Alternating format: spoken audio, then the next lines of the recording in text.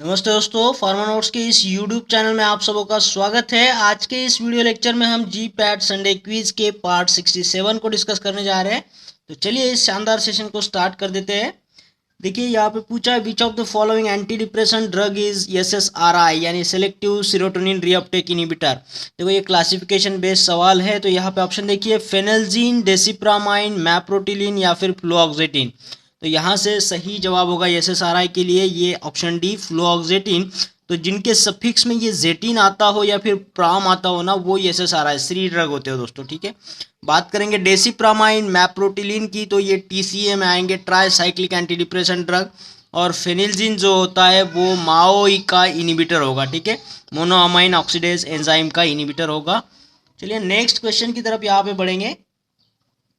देखो पूछा anxiolytics are used to treat neurosis, साइकोसिस, नार्कोलेप्सी या फिर बाइपोलर डिसऑर्डर। तो एंजियोलाइटिक्स ऐसे ड्रग होते हैं जो न्यूरोसिस को ट्रीट करते हैं दोस्तों। ऑप्शन ए यहाँ पे सही होगा।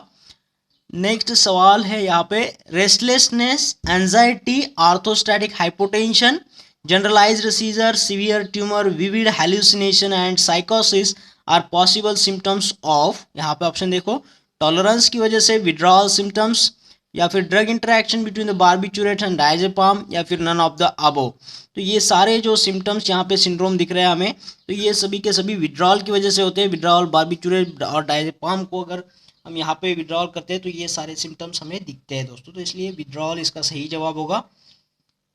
नेक्स्ट यहाँ पे सवाल पूछा है following drug stimulate the erythrogenesis except. सभी के सभी जो ऑप्शन दिए वो इरिथ्रोजेनेसिस करते हैं, हमारे ब्लड में इंप्रूवमेंट करते हैं, लेकिन एक कोई ड्रग है जो ऐसे नहीं करता, इरिथ्रोजेनेसिस नहीं करेगा। ऑप्शन में देखिए iron dextran, vitamin B12, methotrexate या फिर फोलिक एसिड। तो मैं आपको बता दूं आयरन डेक्स्ट्रान जब HB हीमोग्लोबिन कम हो जाता है तब ये इंजेक्शन दिया जाता है। फिर यहाँ पे विटामिन B12 भी हमारे ब्लड को इम्प्रूव करने में काम आएगा। फोलिक एसिड भी इसके लिए काम करता है एरिथ्रोजेनेसिस। लेकिन मिथोट्रिक्सेट जो ड्रग है ये DHFR इनिबिटर होता है, तो ये इसमें कोई ऐसा कुछ नहीं करता एरिथ्रोजेनेसिस जैसा। तो मिथोट्रिक्सेट इसका सही जवाब होगा दोस्तों। चलिए नेक्स्ट क्वेश्चन की तरफ बढ़ेंगे। पूछा है the following adverse effect of corticosteroid is due to their mineralocorticoid action. Mineralocorticoid action के साइड इफेक्ट हमें बताने। ऑप्शन देखिए osteoporosis, rise in blood pressure, moon face या फिर increase susceptibility to the infection. तो यहाँ पे जब मिनरलोकॉर्टिकॉइड की बात आती है तो ये काम करते हैं सोडियम आयन, पोटेशियम आयन और वाटर के बैलेंस के ऊपर। तो सोडियम को रिटेंशन करेंगे, वाटर का रिटेंशन करेंगे, तो ब्लड वॉल्यूम वैसे भी इंक्रीज होगा। और ये ब्लड वॉल्यूम इंक्रीज होने से राइज इन ब्लड प्रेशर, इनके साथ में ये कॉमन साइड इफेक्ट होता है दोस्तों। तो ये मिनरलोकॉर्टिकॉइड्स के रिलेटेड है। और बाकी जो बचे हैं osteoporosis, moon face, increase susceptibility to infection, ये सारे ग्लूकोकॉर्टिकॉइड्स के रिलेटेड साइड इफेक्ट्स है दोस्तों। ठीक है, नेक्स्ट क्वेश्चन यहाँ पे बढ़ेंगे, लेकिन उसके पहले ये देखो यहाँ पे ग्लूकोकॉर्टिकॉइड जो है लाइपोलाइसिस कर सकता है फैट मेटाबॉलिज्म के तहत। ये एक जगह का फैट तो लूज कर लेता है, लेकिन वो फैट कहीं और जाकर डिपॉजिट होगा। जैसे फेस पर होगा तो मून फेस होगा, नेक पे आएगा तो फिश माउथ होगा, और शोल्डर पे आएगा तो बफेलो हम्प जैसे ये साइड इफेक्ट बताता है ग्लूकोकॉर्टिकॉइड्स। और इसके साथ में ये कैल्शियम को भी डिक्रीज करता है, तो ऑस्टियोपोरोसिस होगा, हड्डी में कमजोरी आएगी। या और ये जो है ये फेवर करता है स्प्रेड ऑफ इन्फेक्शन। ठीक है, तो ये इन्फेक्शन भी इसकी वजह से बढ़ सकता है। Body will be most susceptible to the infection. Next question है which of the following is more potent than morphine. Morphine से सबसे पोटेंट होने वाला यहाँ पे ड्रग बताना है। ऑप्शन देखिए पेथिडीन है, फेंटानिल है, डेक्स्ट्रोप्रोपोक्सिफिन है या फिर ट्रामाडोल। तो मैं आपको बता दूं यहाँ पे मॉर्फिन से 80 से लेकर 100 फोल्ड पोटेंट होता है, मोर पोटेंट होता है फेंटानिल ड्रग यहाँ पे। तो ऑप्शन बी सही करना है। और हाँ दोस्तों, हमारी फार्मा नोट्स की जो लाइफ टाइम PDF मेंबरशिप है उसको आप लोगों ने आज ही ज्वाइन करना है बाय कंट्रीब्यूटिंग ओनली 999 रुपीज़ हमारे चैनल के लिए। और ये ट्रांजेक्शन आप कर सकते हो कोई भी ऑनलाइन ट्रांजेक्शन ऐप को यूज़ करके, जैसे पेटीएम, फ़ोनपे या फिर गूगल पे को इस्तेमाल करके। यहाँ पे हमारा मोबाइल नंबर भी है 8087339648 पर। ठीक है, जैसे आपका ट्रांजेक्शन हो जाता है आपको हमारे प्राइवेट टेलीग्राम चैनल से लिंक किया जाएगा, जहाँ पे आपको सारा का सारा PDF मटेरियल एक्सेस मिलेगा दोस्तों, ताकि आप आपके एग्जाम के लिए अच्छे से प्रिपेयर कर सको और आपको काफ़ी सारा हेल्प मिले दोस्तों। ठीक है, चलिए नेक्स्ट क्वेश्चन की तरफ बढ़ेंगे। देखो पूछा है a chelating agent used in case of acute iron poisoning. Acute iron poisoning के केस में कौन सा चिलेटिंग एजेंट को इस्तेमाल करोगे। तो यहाँ पे देखिए ऑप्शन है सोडियम फॉस्फेट, डाइमर कैप्रोल, फेरॉइन या फिर डेस्फेरोक्सामाइन। तो यहाँ से सही जवाब होगा दोस्तों ऑप्शन डी, डेस्फेरोक्सामाइन। तो बात करते हैं यहाँ पे, देखो ये फेरियोक्सामाइन जो है ये ड्रग ऑब्टेन किया जाता है एक्टिनोमाइसेट से।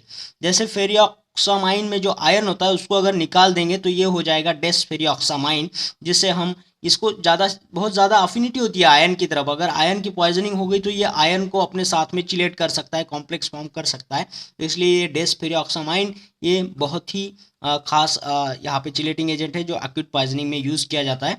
और इसके बाद में एक और ड्रग है जिसका नाम है डीफेरियोप्रोन, इसको भी इस्तेमाल किया जाता है। लेकिन इन दोनों में कौन बेहतर है, तो डेस्फेरियोक्सामाइन बेहतर ड्रग है। ठीक है, अगर आपको ऑप्शन में ये नहीं दिया है, डेफेरियोप्रोन दिया है, तो ये इस ऑप्शन को सही करना है। ठीक है, नेक्स्ट यहाँ पे बात करेंगे अगले क्वेश्चंस की, जो पूछा है an example of sulphonyl urea is. Sulphonyl urea ये फिर से क्लासिफिकेशन बेस्ड क्वेश्चन है। ये जो एंटी डायबिटिक ड्रग होता है उसका क्लासिफिकेशन सल्फोनिल यूरियाज क्लास वाला केमिकल क्लास यहाँ पे बताना है। ऑप्शन देखो मेटफॉर्मिन, टोलब्यूटामाइड, रोसीग्लिटाजोन और रेपाग्लिनाइड करके है यहाँ पे। तो यहाँ पे सही जवाब क्या होगा दोस्तों, ये सल्फोनिल यूरियाज का, तो मैं आपको बता दूँ ये टोलब्यूटामाइड इसमें आएगा सल्फोनिल यूरियाज क्लास में। और ये क्लोरप्रोपामाइड भी आता है, ये फर्स्ट जनरेशन में आएंगे। सेकंड जनरेशन की बात में करेंगे तो उसमें जी वाले ड्रग आते हैं, जैसे ग्लिमेप्राइड हो गया, ग्लाइबेनक्लामाइड हो गया, ग्लाइक्लाजाइड हो गया। तो ऐसे जी वाले ड्रग सेकंड जनरेशन में आएंगे सल्फोनिल यूरियाज की क्लास में। बात करेंगे बाइगनाइड्स की, तो इसमें मेटफॉर्मिन ड्रग आता है, बहुत फेमस है। और थायाजोलिडीन डायोन्स वाली बात करेंगे तो रोसीग्लिटाजोन आएगा। और मेग्लिटिनाइड में रिपाग्लिनाइड जैसे ड्रग आते हैं। और एक क्लास है जो अल्फा ग्लूकोसिडेज इनहिबिटर करके, इसमें अकारबोज, वाग्लिबोज और मिग्लिटॉल जैसे ड्रग आते हैं।